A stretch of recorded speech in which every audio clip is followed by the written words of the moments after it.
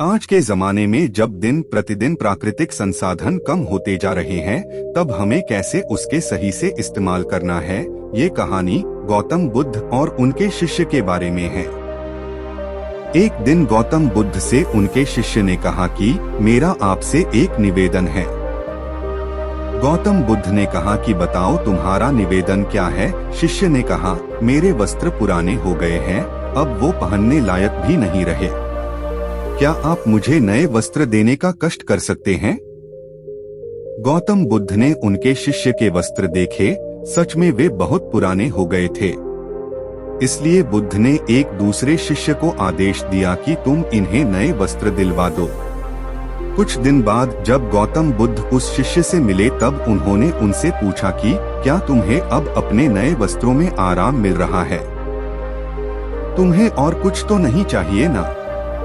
तभी उस शिष्य ने कहा, धन्यवाद प्रभु, मुझे अब इन वस्त्रों में बिल्कुल आराम मिल रहा है, मुझे और कुछ भी नहीं चाहिए। गौतम बुद्ध ने शिष्य से पूछा कि अब जब तुम्हारे पास नए वस्त्र है तो तुमने अपने पुराने वस्त्र का क्या किया? शिष्य ने कहा, प्रभु अब मैं उसे ओढ़ने के लिए प्रयोग में ले रहा हूँ। बुद्ध ने कहा, तो तुमने अपने पुराने ओढ़ने के लिए जो ओढ़नी रखी थी उसका क्या किया? शिष्य ने कहा, जी मैंने उसे खिड़की पर पर्दे की जगह लगा दिया है।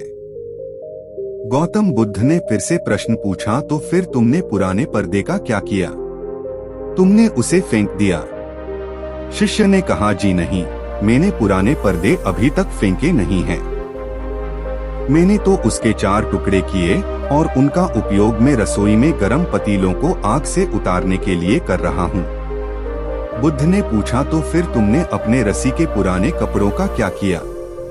शिष्य ने कहा, अब मैं उन्हें पोछा लगाने के लिए उपयोग में लेने वाला हूँ।